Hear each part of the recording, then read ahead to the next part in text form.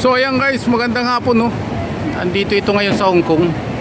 Hindi ko alam kung anong dahilan bakit pinara dito ang kalsada. Ayan, napakaraming tao lalakad. Nakasarado itong Nathan Road. Sa kahabaan ng Nathan Road, kumbaga sa atin sa Pilipinas, parang ito yung EDSA rin, main road na daanan. So ayan, napakaraming tao doon sa dulo. Hindi ko alam kung anong meron kasi hindi tayo pwede pumunta ron. Ayan, napakarami ng tao. Ito yung mga pulis na nagsara. Ayan, napakaraming tao sa labas, naglalakad na lang.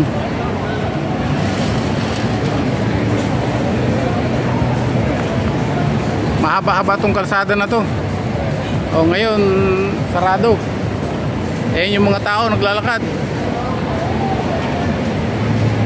Nasa gitna na ng kalsada. Ayan, napakaraming tao. So shout out dyan sa mga nasa Hong Kong. Sarado yung kalsada.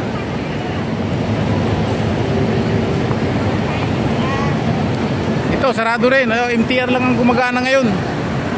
So ayan, yung street na to sarado. Ayan, may harang na, may tali.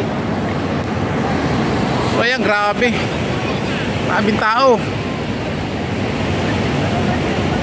Sarado yung Nathan Road sa Hong Kong ngayon. Di ko alam kung bakit.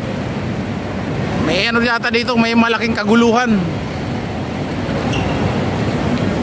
Ayan, umuulan na.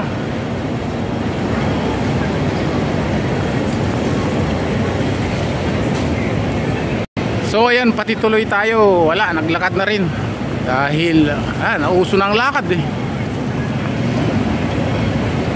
Sarado. So tao na lang talaga yung ano. Ayan. Ito yung kabilang kalsada oh. Sarado hanggang sa dulo. Ito yung paikot. Napakaraming tao naglalakad. Ayan, ang gumagana na lang. Ito, sarado rin yung kalsada na to. Grabe tao. Bakit kaya sinara to? Ayun, sa dulo may pulis. So ayan, naglalakad na lang tayo. Sasama na tayo sa kanila maglakad.